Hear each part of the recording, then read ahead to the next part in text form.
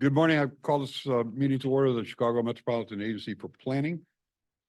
First, to let everybody know, this meeting is being live streamed. Members, in order for online attendees to hear, please make sure you're unmuted your microphone when speaking. Please identify yourself when making or seconding a motion so we can record that. For those attending in person, please complete the sign-in sheet located in the hallway. If you wish to make a public comment, please fill out the public comment card and return it to a staff member. For those participating via Zoom, please keep your microphones muted unless you're called upon to speak. When appropriate on the agenda, we will request comments from those online. And you can indicate your desire to speak via the chat box. Staff is monitoring Zoom and will recognize you when it's your time to speak. With that in mind, Aaron, please call the roll. Thank you. Mayor Bennett. Present. Frank Beal. Present. President Brawley. Mayor Grasso. Here. Mayor Hofert. Here. Nina Idamudia. Present. Mayor Noak. Here. Mayor Reinbold. John Robertson. Mayor Rodering. Here. Stephen Schaefer. Carolyn Schofield. Here. Ann Sheehan. Here. Matt Walsh. Leanne Redden. And Dr. Kuros Mohammadian. Before I call a quorum, the board must vote for those who are on Zoom to be allowed to come into the meeting, and that is President Matt Broley and Ann Sheehan, correct? Thank you. Moved in second. Brawley is not online. We have Ann Sheehan and we have Leanne Redden online. Oh. So, Also, the chair will also recognize Leon Red. There is a motion and a second. All in favor signify by a vote of aye. Vote opposed, a vote of no, and the motion carries. We will skip the minutes for this. yeah, This so time? we do have a quorum in the room, so we can have discussion and informational items, but we are going to save the voting items until we have another member arrive here to the meeting. So we'll move on to your report, Aaron. Yes, so we're going to do things out of order here, but we will plan on doing the executive director's report. And if we still need a little bit more time, we will move to item number. The Regional Climate Action Plan following, so 7.02. So for those who are following along online, that will be the plan for this morning. So we're ready for that? Yeah. All right, so with your board materials this morning, we have provided you with the Greater Chicagoland Economic Partnership Annual 2023 Year in Review Report. It highlights impacts, initiatives, and collaborations that have been accomplished this past year for the first year of this exciting partnership. It was a 3-year pilot that we put together. This initiative kicked off with working with the Chicago Community Trust, with the Brookings Institution, with World Business Chicago, and with all of the 7 county economic development organizations, along with other municipal economic development organizations across the region. I just wanted to thank World Business Chicago for their leadership. You know, one of the things that's different about this region that we haven't been able to do compared to other major metropolitan regions is to have a one-shop stop for economic development resources here. This was an exciting partnership that came together and really came out of the pandemic as a real need. You know, we heard from our Collier County partners that the competition across state lines is fierce, and really we needed to put our best foot forward post-pandemic and understanding how we could attract and retain businesses here in the Chicagoland region. So there are a lot of really exciting projects that are coming to this region. Just ask that you take a look at it. If you have further questions, we could do something like invite someone from the partnership to participate in a future meeting. Also wanted to highlight for all of you that I'm excited to continue to remind folks that our call for projects for local technical assistance is open. And one of our current core values is to foster collaboration. And I think this is a really great exemplary program that does just that. So I previewed at last board's meeting that we always do this in partnership with the Regional Transportation Authority, and we continue to do that. And that allows us to provide an array of transit types or transportation project types, including transit.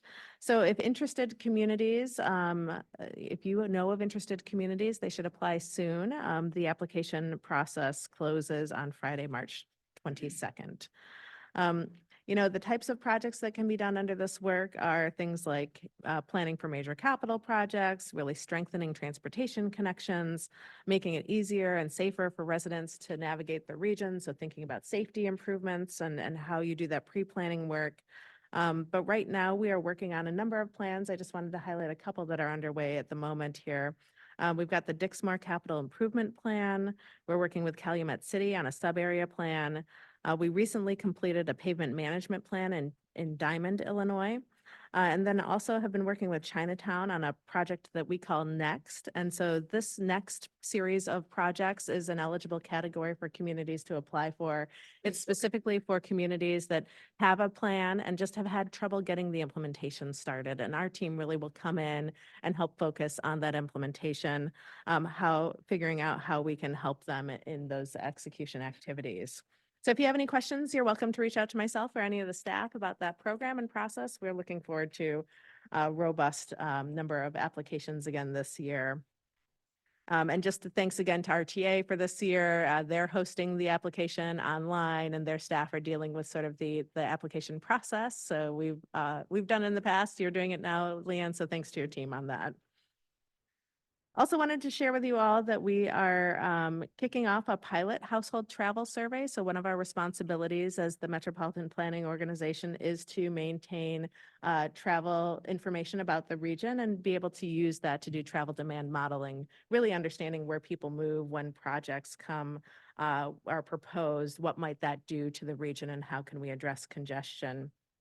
You know, we use data that we collect almost every 10 years, sort of like the census, to understand how people move across the region, where they're going to. And so one of the things that we recognize is that collecting data every 10 years may not meet our needs of today. There are lots of new ways that people are getting around the region. There are lots of new data sources. So much like the census, we're sort of retooling, reformatting what we're working on right now and evolving on how we take that pulse of how people are moving around here.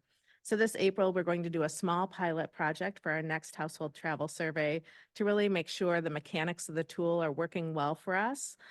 This focus of the survey is going to really understand post-pandemic shifts as it relates to transit use and work from home patterns. And so I just wanted to raise this to the board's attention in case you hear from people that you know, maybe your constituents have been asked to participate in this process too. So happy to answer any questions on that if folks have any questions about the travel demand modeling. Question. Yeah, go ahead. When do you expect to have a full-scale survey going? You said that the pilot's going to be April. Yep, pilot's April. I'm going to ask Amy Lee to respond to that. Yeah, our hope is for later this year, but as you know, if there are major hurdles with how the mechanics of that survey tool are operating, it could take longer, but the goal is later this year. Thanks. Great. And then tomorrow, I just wanted to highlight for you all that the Metropolitan Planning MPO Policy Committee meeting will take place. Like our last month's meeting, they will review the proposed FY 2025 UWP for Northeastern Illinois. They have received a recommendation from the Transportation Committee to approve that and move that forward. And we'll plan to share with them the video that we shared with you all last month. And then also they will see an update on our regional climate action plan, which is on your agenda today. So with that, I am happy to answer any questions that board members might have. Questions here? Okay, hearing none, as I suggested earlier, we are going to go ahead and move to item 7.02 this morning. So Nora is going to join us and talk a little bit about our climate work.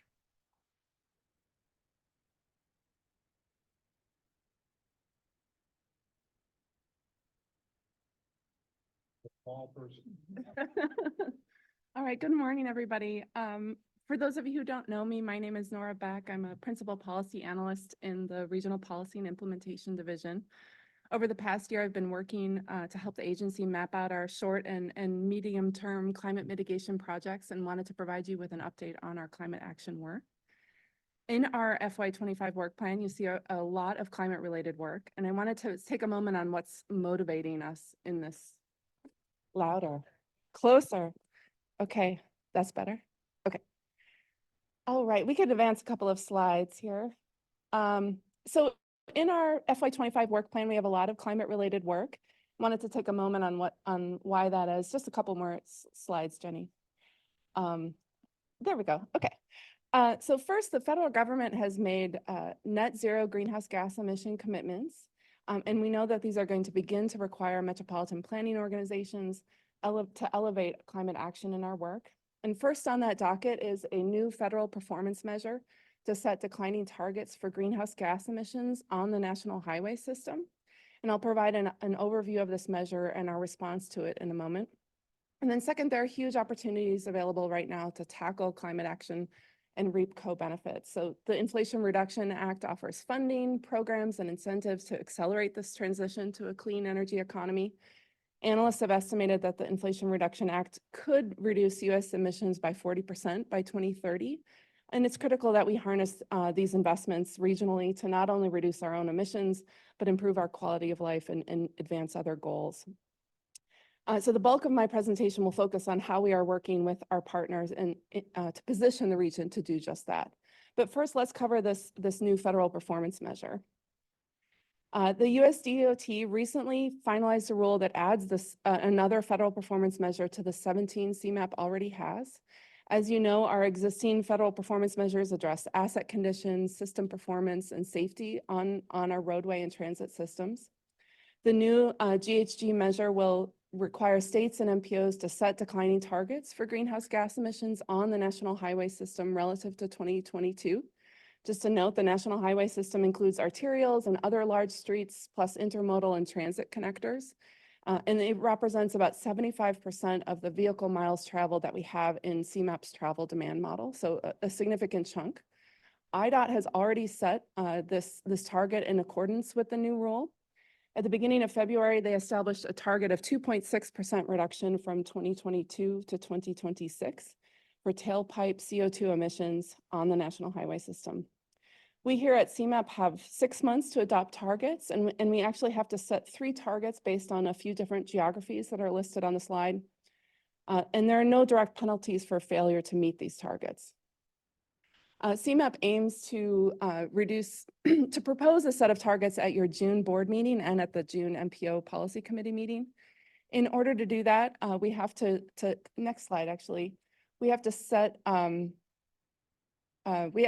we, and by we, I mean our colleague, Martin Menager and the team, have already started to develop the required 2022 baseline with our travel model and are exploring potential paths for how to set those greenhouse gas emission reduction targets. We will be coordinating with Sewer PAC and NERPC on the urbanized area targets, and you'll hear more about that approach in the coming months in advance of the June board meeting. Once the targets are set, they will be used to inform the development of the next regional transportation plan. And we will have to begin identifying opportunities to reduce emissions for us to reach these targets. These targets will be in effect until 2026, when we have an opportunity to update them to reflect what we're learning in our climate action planning work. So that's a good segue into that work. Back in January, I gave a high-level overview of the US EPA Climate Pollution Reduction Grant Program, which was established through the Inflation Reduction Act. The objectives of this program are to develop those ambitious plans to reduce greenhouse gas emissions and fund those transformative projects to implement those plans. The program provides $5 billion in grants to states and local governments in 2 phases. The first one is the non-competitive planning grant, and then the second is approximately $4.6 billion in implementation grants, and these are competitive. So the first phase of the CPRG program is already underway. This past year, US EPA provided formula grants to almost all of the states and the largest metropolitan statistical areas to complete climate action plans. The state of Illinois, along with Wisconsin and Indiana, responded to that call, and they've been drafting climate action plans. And in Illinois, our EPA is the lead on this work. For the Chicago MSA, the Metropolitan Planning, or the Metropolitan Mayor's Caucus, excuse me, responded for our region in partnership with CMAP and the Northwest Indiana Regional Planning Commission. Next slide. There are 3 main planning deliverables required in this program, the first of which has already been completed, and it's called a Priority Climate Action Plan. The Metropolitan Mayor's Caucus has developed this plan for our region. And CMAP will be taking the lead on the remaining 2 deliverables, the development of the Comprehensive Climate Action Plan and then a status report tracking our progress. On the Priority Climate Action Plan, this plan needs to provide a list of near-term high priority implementation ready measures to reduce greenhouse gas emissions. And it's really designed to guide that competitive implementation funding that I talked about earlier. It was finalized at the beginning of March, and the Metropolitan Mayor's Caucus was able to meet this incredibly tight deadline due to all the prior work that they've done in this space. CMAP assisted in specific areas. We helped with the greenhouse gas emissions inventory and other critical aspects that are required through the program. The next major deadline is quickly approaching, and that's the competitive implementation grant. And these are for strategies and jurisdictions that are covered by these priority climate action plans. There's significant money available here. It's fairly flexible. And we here at CMAP have been working with leaders across the region and the state to ensure that we participate in this program and that we put forth competitive applications. We anticipate an array of applications being proposed at different funding levels that could address major sources of emissions or tackle some sectors that sort of lack those other funding opportunities to address emissions. So for example, the city of Chicago and Cook County have partnered and will be proposing an expansion of their efforts to decarbonize industrial businesses, which is a key source of emissions in our region. Other applications include a coalition of wastewater districts that are determined to stop flaring biogas from their treatment processes and figure out a better way to capture and use that fuel. Applications are due in less than a month, and we'll hopefully have some great news to share in the near future. So the next project on our horizon is the development of this comprehensive climate action plan. Next slide. CMAP will lead this work for the MSA in partnership with Metropolitan Mayor's Caucus and NERC. And this plan needs to identify solutions to address all the significant sources and sinks of greenhouse gas emissions. We need to be able to estimate greenhouse gas reductions from those strategies and develop implementation targets that demonstrate how the region will meet those national goals of net zero greenhouse gas emissions by 2050. We have just under a year and a half to do this before it's due in July 2025. The CMAP is focused on laying out that larger, longer-term strategy for reaching national emission reduction goals. And while it's not directly connected to a funding source like the PCAP was, it could be used to determine funding in the future, given just how many states and metropolitan areas are participating. I wanted to take a moment to reflect on just all of the sectors that this plan will need to cover to be truly comprehensive and meet the goals of the program. We're going to have to literally talk about everything in this planning process. We are going to have to work across an array of partners across a much larger geography than what we're used to. And the solutions are going to be hard. They will have the potential to impact every resident, business, and jurisdiction. Only by working together can the region begin to identify and support the strategies that are best suited for us in reaching those goals. And while this work will be challenging, it also presents a critical opportunity. Many of these strategies to reduce greenhouse gas emissions will have great co-benefits, right? They'll help us with air pollution, make our streets safer, building communities that are healthier and more active, and the list goes on. And a lot of these goals have been at the core of our regional vision. And now the climate crisis is giving us an added weight and urgency to implement them. As we gear up for the Comprehensive Climate Action Plan, we wanted to share a bit about what we've learned in the development of a greenhouse gas inventory for the 14 counties of the Chicago MSA. As you know, CMAP has been regularly producing greenhouse gas emission inventories over the past 15 years, and that's been designed to help with local decision making. This inventory is a little bit different. First, it's more reliant on national data and tools. That's due in part to the advancement of those federal resources, but also some limitations on our end to develop a greenhouse gas inventory in short order. Second, it's based on county level data, and it adds a few more sectors. I'm going to there's a lot to unpack here. I'm going to quickly cover the major sectors in here. And as I step through this, please keep track of any further questions that you may want us to explore in the data. So in 2020, the 14 counties produced approximately 160 million metric tons of CO2 equivalent. The inventory confirms two prominent emission sectors, industry and transportation, which comprise over 50% of our total emissions. We know that the region plays an important role as a national transportation and manufacturing hub, and these economic drivers produce significant greenhouse gas emissions and make the region a major contributor to the national total output. Digging into the transportation sector a bit more, approximately 23% of regional emissions come from transportation, with on-road transportation being the single largest subsector. Within that, we know about 64% are from light-duty vehicles such as private cars, SUVs, and small trucks, and then an additional 21% are coming from heavy-duty vehicles. We can talk about this at the end of this presentation, but I'm curious what you make of this latest inventory and if there are any further questions that you'd like us to explore as we proceed. And then another major deliverable that we have produced is the identification of low-income and disadvantaged communities as required through the US EPA program. This work needs to meet the goals of the Justice 40 initiative, which aims to deliver 40% of the benefits of the program to disadvantaged communities. Identifying the population is clearly a first step, and you can see that in this map. But the climate action planning process will need to engage communities that have been overburdened by climate risks and pollution, and help to define the co-benefits that we need to qualitatively and quantitatively calculate and deliver on through the plan's reduction measures. At this early stage, we've relied on the US EPA technical guidance, which calls for the use of CJUST, which is the Climate Economic Justice Screening Tool, as well as EJ Screen, which is an older data resource. Those supplemental indices include criteria pollutants like PM 2.5, diesel particulate matter, but other toxics, proximity to traffic, and Superfund sites, among others. I do want to note that the US EPA allows us to identify low-income and disadvantaged communities differently if we can clearly state the advantages of a new methodology. And this could be something that we explore in the climate action planning process. There's been a lot of work in our region on this topic, so it'd be nice to build on that foundation.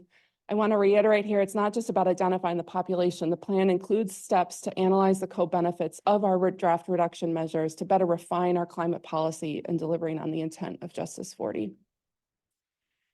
And then the next major component of this project is a Clean Energy to Communities initiative. So to supplement our climate action planning work and to better understand how to reduce emissions from the transportation sector, CMAP, in partnership with ComEd and the Respiratory Health Association, responded to a competitive funding opportunity through the National Renewable Energy Laboratory, and it's called the Clean Energy to Communities Initiative. We were successful, and this award pairs us with Argonne and Oak Ridge National Laboratories to better understand the types and scale of action needed to foster a clean energy transition for the region's transportation system.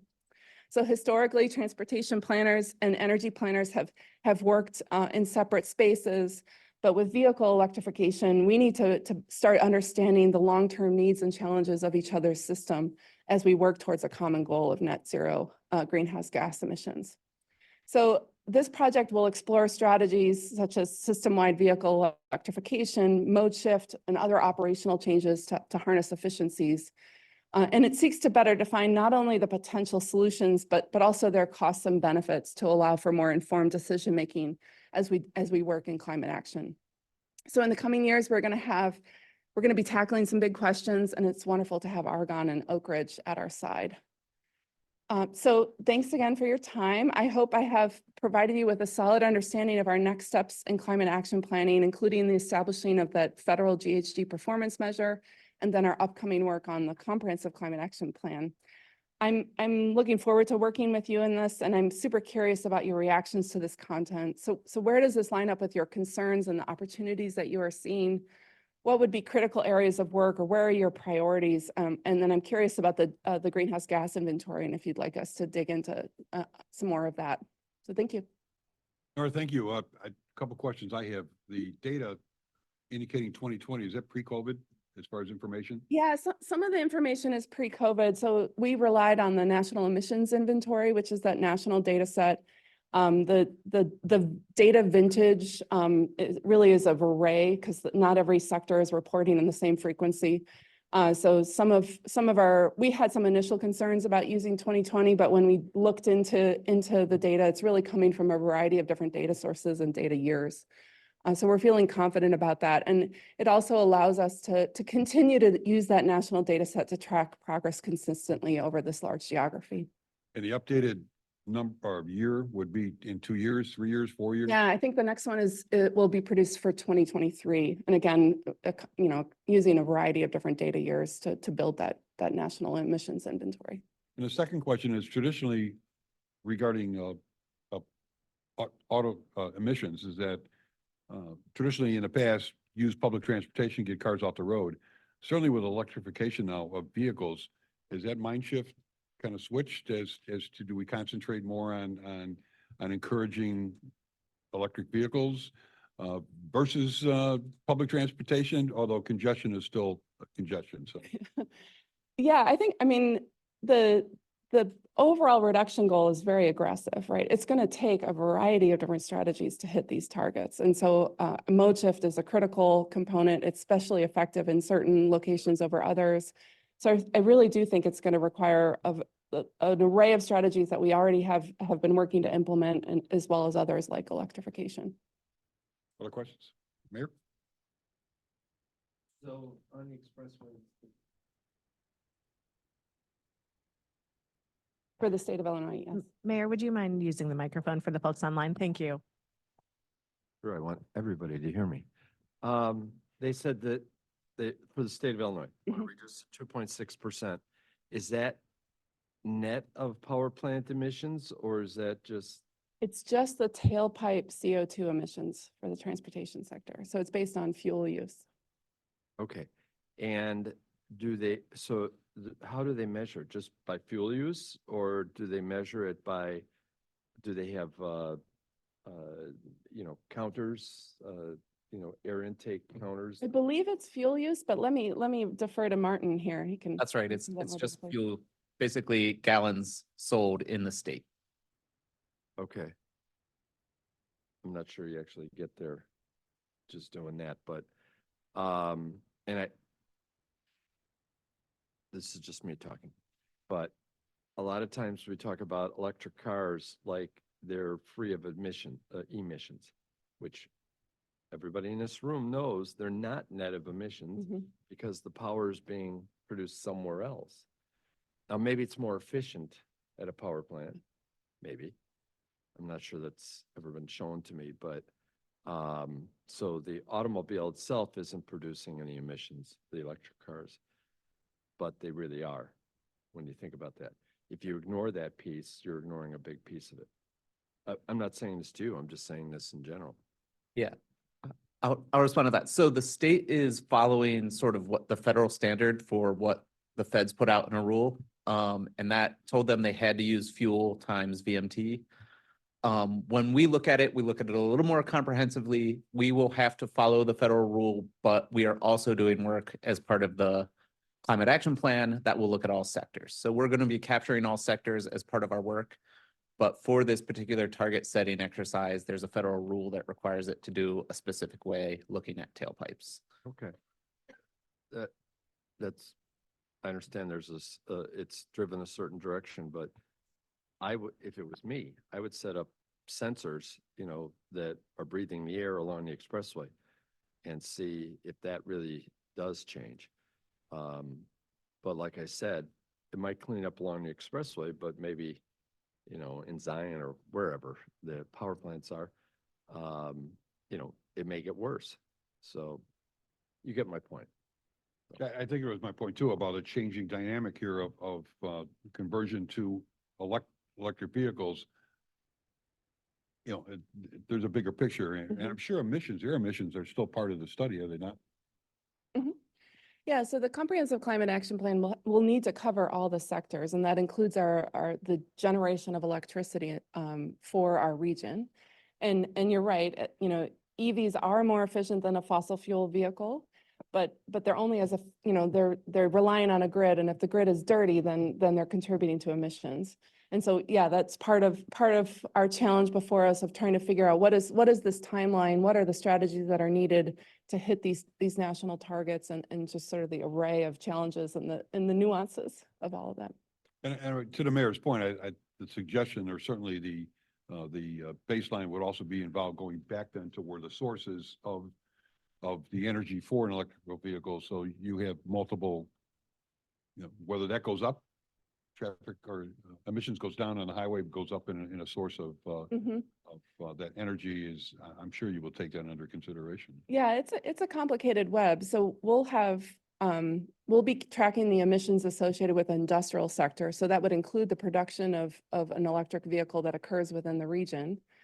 You know, that we clearly import vehicles from other regions, and we won't be able to capture those emissions. But this is a national-wide program. Other entities will be tracking those emissions as well as we all work towards a net zero goal.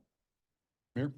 Not only on what the impact would be on additional production of the energy, as was indicated by both my colleagues, for electrification of vehicles, but also looking at the impact and cost and potential then carbon impact on providing more infrastructure for those. I mean, we're talking about an extensive expansion of our existing grid structure.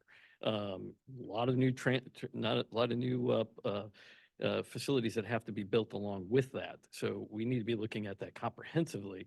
And then also we need to be looking at what the impact on long-term storage as these vehicles start to become aged, which they're on the front end of now, and what that impact means on their viability, what happens to those vehicles, what happens to those batteries, where do we store them, what do we do with them, what is the negative impact that creates. We need to be looking at it very comprehensively. And I'm glad you talked about the entire gamut of things, and the 2020 data is interesting too, because one of the positive, I think, is coming off of that timeframe is we actually have had a few coal generators come off the system since those numbers were established. So there are some positives that we can actually look at that are already occurring. But then it goes back to where's that capacity going to come from? That's going to be needed for the electrification, while we're also dually dealing with a further electrification of every item anybody has in their house. Yes. The reality is the need for additional capacity is going to be enormous. And so, yeah, we need to look at all that. One thing I'd like to throw out there is we're talking about industrial, and it kind of relates to generation as well. And I started to have this conversation at the mayor's caucus side as well, is I'd like, and if anybody's interested, I'd love to work with them on looking at ways as a state we can promote, especially for large industrial spaces, and we have a lot of these, so I know it well, solar capacity on a rooftop capacity. There are hundreds of millions of square feet of industrial space. Often I question our prioritizing, utilizing green space for solar installation when we could be maximizing existing development areas that are often already in close proximity to grid capacity. And we have completely failed in trying to bridge that gap. It's something I'd love to work with more people on. We have several examples of good installations. And when I say that too is not only the potential benefit for the grid capacity, but also we have examples of industrial users that are manufacturers that generate their entire capacity in their manufacturing facility off a solar rooftop. We need to be looking at promoting this more and more as possible. And, and again, as an area that has tens and tens of millions of square feet of this, I'd love to see it better utilized rather than taking up green space that could be used for other things. You're referring to solar farms? Yeah, I mean, why would we prioritize taking 300 acres of green space versus, we could do more than the equivalent on rooftop installations that take up or really are just sitting there being underutilized right now. Yeah, I think the question about the capacity of solar and whether that is evolving and whether it is going to be more effective or more powerful, on a single unit versus solar farms, because I know that is being preached right now about certainly for an entire community to be part of the grid of a solar farm, to tie into the grid of a solar farm and the savings that could potentially be from your residents if they sign up. Yeah. But those solar farms take up huge amounts of green space. So you're right. I don't know the balance yet or the question. It's part of an overall, and that's why I think it was great you talk about that we really need to be looking at everything. Yeah. And I think it's also important we continue to emphasize other alternative fuels as we go forward. And while some of those might not be as efficient as we would hope, we need a full catalog of options and ones that are viable for all industries. electric technology is not going to be viable for long haul, truck travel. It's just not. So we need to look at, we have great examples of renewable natural gas that can be utilized in those fleets. We have hundreds of trucks today that are converted that are, 70% probably less impact on their emissions. Not 100, not what we'd love to be, but it's a viable option in the near term that we can implement more readily and more quickly. Thanks. Leanne, do you have a question? Center line? Yeah, thanks, Chairman. Actually, it's more of a comment, and I know I wear a transit hat in this conversation, and I said some of this last meeting, but I guess I'll continue to make the point until I hope that we reorient some of the focus in this, or maybe just double down on some of the focus. But, transportation, we already noted in the presentation, is a big percentage of some of our challenge areas, if you will. And I think as we look to some of the next steps and some of the work that has to happen, really hoping that both the funding and more specifically prioritizing transit really becomes a much higher priority and a focus in sort of the future work that's coming up. And specifically as we look at developing the comprehensive climate action plan step in the next year, I think we really need to make sure that we've got targets. We're going to have targets, I think, that the region can't really even come close to meeting unless we really rethink how we are dealing with transportation. And I would say more specifically transit. There was some mention of mode shift. I think that that's going to be an absolutely critical piece of this. And so not just thinking about sort of some of the things that we've got to do to stop, but how do we incent both investment into public transportation, incentivize actually the mode shift as well as both the sort of and then funding on the capital and the operating side to really support that. Because I really think that that's going to be critical. A couple of people have already mentioned, just the electrification of vehicles, of single autos is not the solution. Even if it does, create, those cars are green in themselves, the energy that's used to generate that power is still not. And we're still going to have very congested roads and streets. And so that's, if we're thinking comprehensively too, the quality of life, I think, needs to be thought through on this. And so I'll just keep kind of hammering. I know our staff have been engaged, will continue to engage. But I really do think that a stronger focus in transit is really going to be essential. So the statewide plan in this sort of under this broader topic only mentions public transit once in the whole plan. And I think if we really want to make a dent in any of this, tackle some of the challenges, and more importantly, ensure that we are eligible as a region to access and maximize the amounts of money that are potentially available from the federal government, we really need to ensure that public transportation, I think, is really elevated in the context of all the future work that we're doing. I'll Thank you, stop Tina. preaching, but just wanted to add that. Thank you. I want to echo those comments about transit needing to be kind of centralized in kind of like the discussion and methodology of how we move forward, and also transit supported land uses. I think looking at building residential and commercial buildings, as you've listed, the city of Chicago, had a climate infrastructure fund that was so popular that we had to add $5 more million to the pot, because it is something that especially Black and brown communities, they know these are things that they want, but they can't afford them. So how are we actually, and you mentioned a disproportionate impact on EJ communities, how are we also making sure that equity, we're prioritizing the resources going into those communities to retrofit those buildings, both residential and commercial, but then also a new housing stock and new buildings. What are the zoning or land use measures that cities should be implementing in order to make sure that their new stock of buildings are also making sure we're thinking about the future? And then that last note I will add is somewhat related. How do we think about climate migration? Like how, I don't know, I'm sorry, I keep pushing the button and it turns off. But climate migration and how that will affect how many people are in places, how many people in the inner city, Black and brown neighborhoods where they were forced to live and they'll be displaced because people now want to live closer to transit, closer to the center, obviously to meet goals, right? And so like we need to be thinking about the displacement of those folks or counteracting the displacement of those folks as we come up with these new solutions, land use, transit, all those other things. I want to make sure that's centralized. And so that's more of a comment generally. And so, yeah, I'm excited to see how the work goes on over the year. Thank you. Yes, sir, Mayor. Just a real quick follow-up comment. I do think public transportation has always been the solution.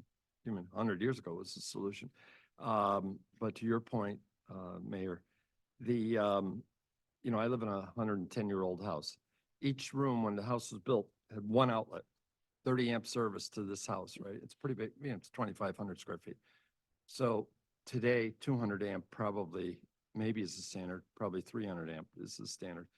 So when you look at it comprehensively, all that energy use, I mean, the grid isn't prepared for all of it. I'm not a naysayer. All of it has to grow in tandem, otherwise it doesn't work. And my last comment is, our region, sometimes we don't realize this either. Our region is not the best for solar. The equator is the best for solar, right? Because the sun is hitting the earth directly. Up here, when we have wintertime, right? And things like that. So We had a great spring or we winter. did have a great spring. And that is, Climate change. by Climate the change. way, the warm weather is not climate change. That's just El Nino, right? But anyways, not to say that you can't get some solar energy out of it here. You just don't get nearly the efficiency as you get. One more question, Mayor. Nora, you mentioned that the tailpipe emission was going to be gauged, the reduction was going to be gauged based on fuel sales. Might we contemplate fuel that's being purchased out of state and driven into our region? I don't know how we would gauge that because a reduction in sales could simply mean that they're purchasing it. So I don't know how you would factor that in, but just a question to present. I'll defer to Martin on that, but that's something that we can explore in the coming months. All right, one more. Are those target areas going to be based on the three targets that you had mentioned? Are those all going to be based on the emissions similar to the IDOT one? Or there's Yeah, some so that's a good point of clarification. We're planning on using our travel demand model to estimate the 2022 baseline for tailpipe emissions and then the target setting. So unlike the state, which is based just on fuel sales, we'll be using our travel demand model because it's got an amazing tool that we can use for this purpose. Okay. Thanks, Nora. Again, you asked for some Yeah, that was great. inquiries and I think you received quite a bit Thank you. to cover the whole gambit, but thank you very much. Mhm. Okay, we move on with some voting items. I'm sorry, Oh, just recognize the Matt Walsh joining uh, for the agenda. Matt Walsh is present? Yep. Okay, first voting item is the approval of the minutes from February 14th. Is there a motion to approve those? Moved and seconded. Any questions? If not, all in favor signify by a vote of aye. Opposed, a vote of no, the motion carries. Next item is on the procurements and contracts. Stephanie? I'm sorry. Yes. Always want to add an I to that. Good morning. Stephanie Pfeiffer, Interim Finance Deputy. We have three procurements for your consideration this morning. One is a contract with Civil Tech for project management oversight for the Americans with Disabilities Act, public right-of-way transition plans. This will enable us to work with up to 20 communities to create local transition plans. There's a sole source contract with ULI for transportation land use consulting services. This will enable us to help communities do implementation efforts by having developer panels and other types of activities. And then there's a contract amendment with Barry Dunn for ERP advisory services. This is advising CMAP staff as we enter the final stages of implementing our new ERP. So those are the three procurements for your consideration this morning, and I'm happy to answer any questions. Any questions regarding? Motion to approve all three. Motion by Mayor Noak to approve all three, seconded by Rotary. No further questions. All those in favor will signify by a vote of aye. Those opposed, a vote of no. I'm Carolyn sorry. had a question. Carolyn had a question. Okay, I just wanted to acknowledge again the cost savings and the work that you do in researching and solidifying that Civil Tech one, again, and significant cost savings over the others. So I appreciate the clarification and the breakdown. And also, could we request a, roll call vote? 'Cause it doesn't Absolutely. If you want to do it, Chair will recognize a roll, request for a roll call. So on each one or on all three? No, just not, I mean, just, I think all three can be put together, but because it involves money, Yeah, there should be a. It's up to the board. Yeah, yeah. Want to call a roll? Sure, sounds good. Mayor Bennett, Yes. Frank Beal, Yes. President Brawley, Mayor Grasso, Yes. Mayor Hofert, Yes. Nina Adamudio, Yes. Mayor Noak, Yes. President Reinbold, John Robertson, Nancy Rotering, or Mayor Rotering, Stefan Schaefer, Carolyn Schofield, Yes. Ann Sheehan, Yes. Matt Walsh. Yes. Motion carries. And the motion carries. Thank you. Thank you very much. Next item on the agenda is when Diane Williams left the board, retired. As you know, the executive committee is made up of 2 from Chicago, 2 from the suburbs, and 2 from the county. Diane then represents a vacancy in the county position on the executive committee, and I'm recommending that President Mayor Rich Reinbold fulfill that vacancy, or to be appointed to that vacancy. Second. Moved by Mayor Grasso, I'm sorry, and the second was Mayor Noak. I will call a roll on that, okay? That one you can do. You allow me to do it? We did investigate the rules on, Robert's Rules, Open Meetings Act. The rule basically is if a member calls for a roll call vote, And I we think I will indicated at the comply. last So meeting, if somebody wants to do that, that's fine with me. But in this case, any questions? If all those in favor signify by a vote of aye. Yay. Opposed, vote of no, and the motion does carry. Rick, welcome aboard, and we'll be meeting right after this meeting. Okay, moving on to the next item, and that's the, as we discussed at our last meeting, questions on the proposed amendments to the Regional Planning Act. Aaron. great. Thank you so much. Just wanted to walk you through the memo that we provided to you all in advance of the meeting here. Our intergovernmental affairs team took a hard look at what we had presented to the board and proposed, but also recognizing that there was feedback at the last meeting. Today, we wanted to just give you an overview of the approach that we took here. So, first, why we're seeking this legislative changes. I want to remind you that, the intent behind pursuing these changes is really to help support this body complete its day-to-day operational needs. While we do have a great role in regional activities and plans, the functioning of our work on a day-to-day basis is really important to us.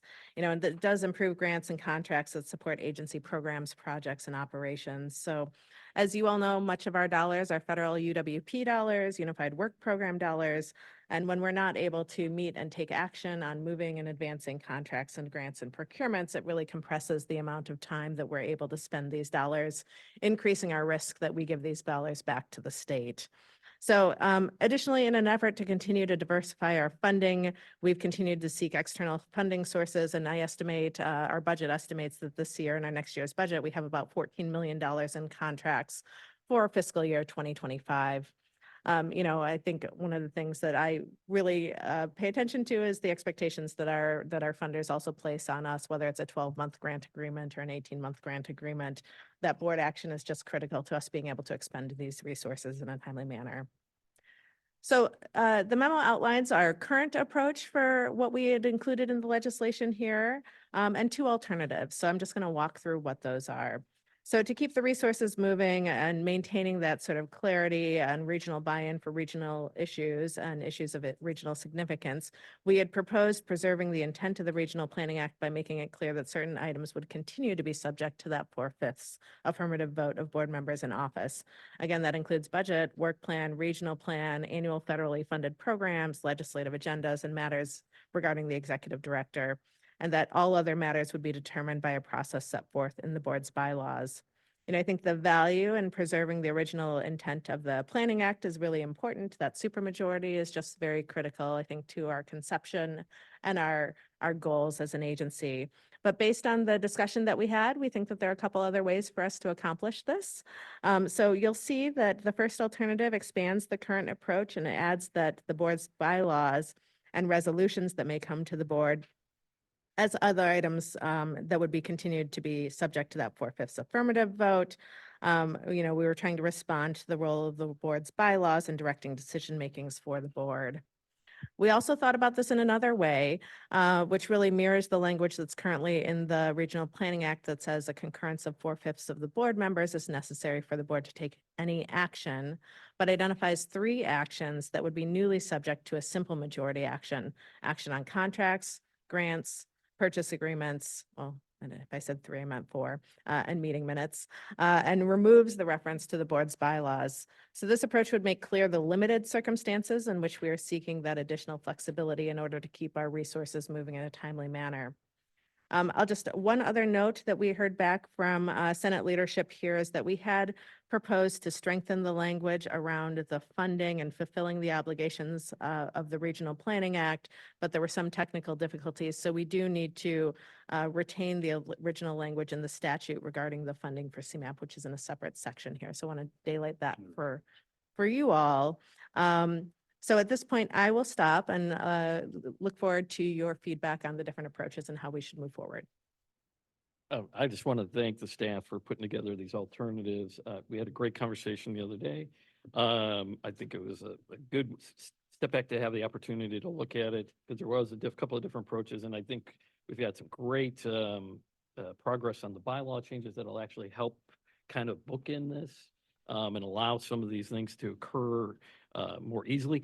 I really think the alternative 2 is the better approach. It kind of clarifies what we had originally discussed in approaching. And I think we had discussed, the only thing I might add to that approach would be whether or not we needed to clarify on the contracts, because sometimes in the future, people look at things, just making sure again that the ED, as was mentioned, the other 2 approaches was specifically excluded in that. And I think it's supposed to say grants, not grant. That's just a typo. So just for that clarification too. I want to echo his comment. Oh. Either one, just a little closer.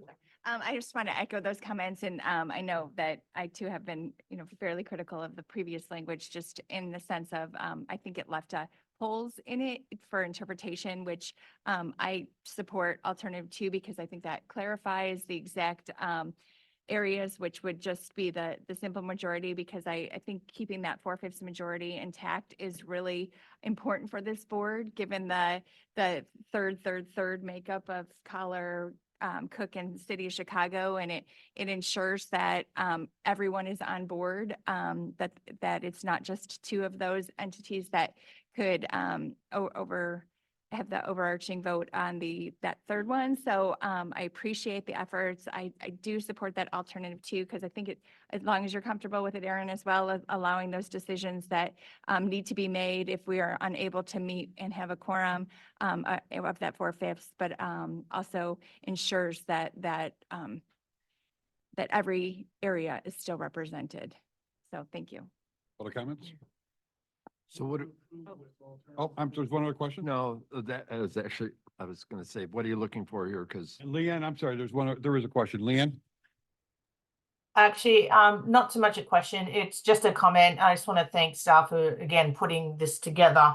I know I get to speak from some experience, being an ED also for a board with some very specific language. The clarity, I think, really, I don't necessarily mean helps in this conversation, but I think it does that too. But it really helps define and, for the board going forward, because I think that clarity really matters. I know we shared a lot of details with the staff from our regional act and sort of the level of specificity that it has. Just again, speaking from experience, it's super helpful when you get into some of those gray areas where people are like, is this or is this not? I'm good with alternative 2. I know I'm not a voting member. And the final comment I'll just make, I appreciate that we're going to have a related conversation tomorrow at the MPO level, even though this is specifically about the CMAP board. There's this sort of crossover between the MPO and the board, the CMAP board. And I think it's important that both sides sort of know what's happening in both places. So thank you. Thank you. A motion made by Mayor Grasso, seconded by Holford. I'm sorry, is there one other question? If I might, quick point of clarification on your motion, would that be just with the guidance excluding on the contracts, the ED specifically?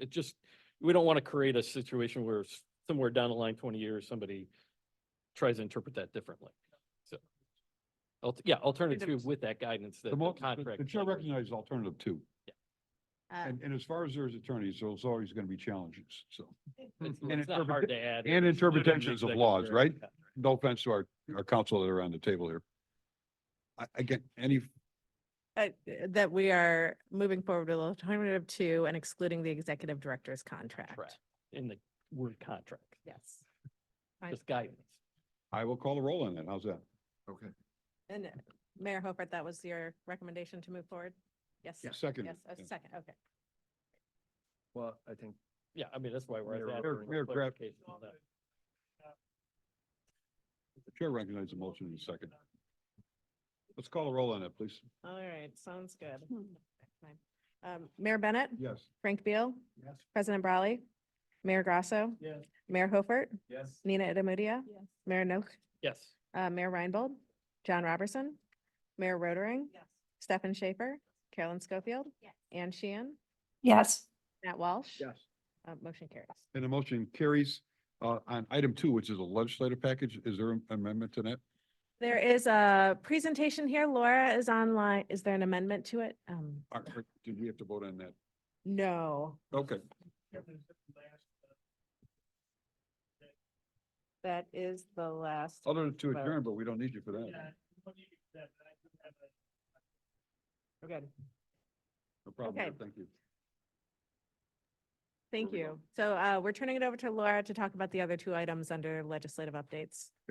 Laura? Great. I hope I'm not too loud or too soft, as that usually happens when I'm sitting in the room. I'm sorry I couldn't be with you today.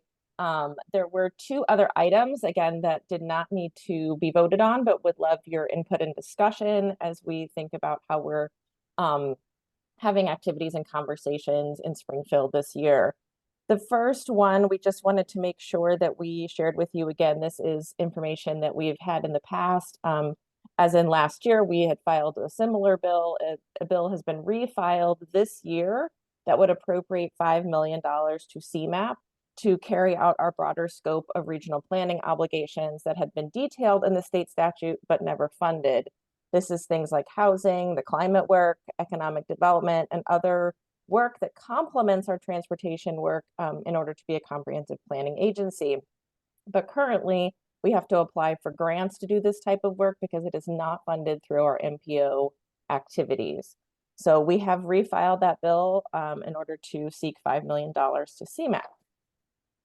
The other bill that we are watching closely and have been having conversations that, again, would love the board's input is the Illinois Municipal League is pursuing legislation that permits public bodies subject to OMA to meet remotely in cases when the chief elected or appointed official of the public body deems it to be unsafe or in danger to public health to meet in person. Essentially what this is doing is documenting the allowances that were already given during the COVID pandemic, but not part of the legislation. And since those have subsequently expired, they're making sure that the OMA statute makes sure that this is captured. However, the OMA statute also delineates certain public bodies that allow for remote participation. Now, when that happens, it still has to be within another public building. It has to have appropriate public notices. It needs to be a joint meeting happening in that additional public building. Right now, public bodies with statewide jurisdiction have some of these allowances, and there is a carve out for public bodies that have a jurisdiction over 5,000 square miles. CMAP's jurisdiction is about 4,071 square miles, which is much smaller than that carve out. So we've been evaluating the possibility of working with IML to provide some mandatory language that would allow federally designated MPOs with the jurisdiction over this 4,000 square miles to also have a similar allowance. We don't anticipate that this would change how we would currently function, but it would set a precedent if we needed to use it in the future. So again, those are discussions that we've been having. I would say on other other things that are happening in Springfield, we continue to analyze, comment, support different legislation in accordance with the federal and state advocacy agenda that you have previously approved in the past, and that's kind of our guiding light. But would we welcome your input and thoughts on both of these pieces of legislation that we're in discussion with now?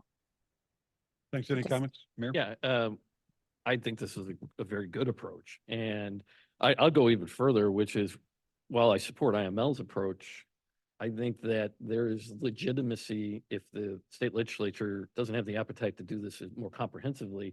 I think that we should make an attempt to look at entities like this, maybe the RTA board, entities of this nature with, whatever that, what was that Carve it out- mileage? What carve was it that out. square mileage? Yeah. Carve it out for us. I guess. Yeah, I mean, if they don't want to take it all on right now, maybe they could at least let entities of this nature, which are unique in its composition and the distance that people have to travel and the size of its membership, to do more remote, at least some hybrid version. If we could get a simple majority in the room, and and that got us to the point where that the remainder, no matter what the circumstances are, could be remote. I think it would allow us to be a lot more efficient. No doubt. And one other comment again on funding. Again, I'll repeat, we have never been funded as an agency, as was created by law with the Regional Planning Act. We have never received funding from the state of Illinois. We received money from IDOT as far as the transportation, but we've been unique and creative over the years to procure grants to do the work on the planning side. This is for permanent funding from the General Assembly on the planning side, basically, to support this agency. We're not going back to IDOT for more money. This is strictly, finally, and the closest we've ever been to getting permanent funding for CMAP going forward. So it would be an annual appropriation. So just How many- clarify that. How many times have we tried to do this? Mayor, we're here almost, what, 20 years of getting close to it? From day one, 20 times? from day one. Unfortunately, politics aside, but it's been a fight and a battle that, they just consider that some addition to the budget and, you shouldn't get it, but yet they created this agency. And I'll say for the past two legislative sessions, we've made a concerted effort to get bills going on both the Senate and the House side. So there, I think, again, it's taking that next step is something that we've been dedicated to do the past couple of years. And certainly the record of this agency in supporting what we do in the metropolitan area. And certainly even the General Assembly recently asking us to provide a pretty intense report back to them, the credibility of this agency, and they created it. So help us fund us. So can you say with me, unfunded mandate? To the whole region, I guess, yes. A question to clarify with that, we are proposing that amendment for the 4,000. Would that include us? I mean, I haven't looked at it. So it would include us, right, Laura? She's not. Yes. Yes, so we've been talking to IML about that amendment, and again, just wanted to get some input of people. We're supportive of that activity, and then we would work with IML to make sure that amendment is included in the legislation. I actually think it's an intriguing idea from the standpoint of, I mean, I know we'd have to go to one remote. I don't know how easily it could be done, like at a county seat or, out in a region, outside the region, and actually would allow greater public access. I mean, not so much for the board members, but I'm thinking maybe from the public standpoint, it might be worth including it and giving us the option to entertain that for a more transparent organization and ease of access for those that are located, throughout the region. So I think it's great to propose that amendment, and I think it's another tool we can have. So thanks. Laura, one last question. IML are they in support of this amendment? Yeah, they have been. They're open and have been talking, and they're like, if we would wanted to bring it forward, they are open to moving it forward. So yes. Right. Let me know if there's a difference. Thanks. And we also have a one pager on the appropriation that we'll make sure that all of you have, so that it kind of explains why we're asking for the funding and why it's necessary. So we'll make sure everyone on board has that. Very good. Thanks, Mayor. And if I might, certainly on the funding, if those are inclined, I would remind them that they have the opportunity to go individually sign up in support of that legislation for the funding. Yeah. Anywhere we can get it. Yes. Yep, we can certainly share too how to file in support of legislation that's moving. So that'd be great. We're down to the end, I gather. We have gone through the other portions of I did not miss anything, correct? The meeting's open to the public. Any comments? Oh, he's not on? Well, wow. No, Garland. Is he on or not? Yeah. It sounds like he's on. Public comments? Garland, you out there? Yeah. Okay, Yeah, Mayor Bennett, how you doing? I'm doing well. All right, it's Garland Armstrong, formerly of Des Plaines, now living in Des Moines, Iowa. And I just want to ask y'all, I want to know the progress if they are still doing like the recycling thing, especially before I left. And you're trying to work on to make sure to get the recycling part for all of the Chicagoland area, especially for glass, plastic, and cans to get the recycling bins, like recycling to make sure that they get enough funding for it. Like when I was living in the 80s in New York area, they did that. Are they still working on it, or is it going to be a long process to get it through? Because so y'all can get the refund of it and keep track of the data of it. Are y'all still working to try to get the recycling so y'all can get more funding for it? Because I know it's and just want to know what's the progress of it so far. Well, Garland, the most cities and villages now have recycling programs, and a lot of waste haulers do contribute to a recycling contribution to the municipalities. Unfortunately, recycling has hit probably a low point since it started, and that's a concern as to the future of it. But most municipalities I'm aware of in this region do recycle. Well, they need to, because if they want to get more, if y'all want to keep up so you won't go into a deficit, that's the biggest concern. So y'all can keep track of the data of it. So how you can get more, like a 5 cents or something like that, like other areas, like Michigan has like something like 10 cents. And where I'm at here, we got a 5 cents for the redemption area where people can get their refunds and other things. So I think Illinois needs to catch up on that. Because I wonder what happened. Why they discontinue it, and they need it, because especially if they're going to a deficit. Yeah, again, as far as state laws, that's up to the General Assembly about recycling bottles and or rebates on glass and stuff like that. But if it changes, we'll let you know. Yeah, make sure to tell the General Assembly, follow the other states, how they're doing it, and they should catch up too, so that they need to get more to keep it afloat so they won't go into more deficits again. Very good. When are you moving back? We're coming back either next month or May, but we're still keeping you posted. So, like they said, it's a slow process for us. We're trying to get everything all set up, because the only problem is the hotel tax. It's 15 to 17%, and since under the ADA, we can spend up to 21 days as ADA tourists, but when you go to the hotel, it's 15 to 17% hotel tax, and we can't even spend extra more days there before the 21 days is up as visitors. Well, good luck, Garland. Thank you. All right. With that in mind, ladies and gentlemen, I will entertain a motion to adjourn. Moved and seconded. All in favor signify by a vote of aye. Those opposed, vote of no. Motion carries. Meeting adjourned, and executive committee is ASAP. Right back this way.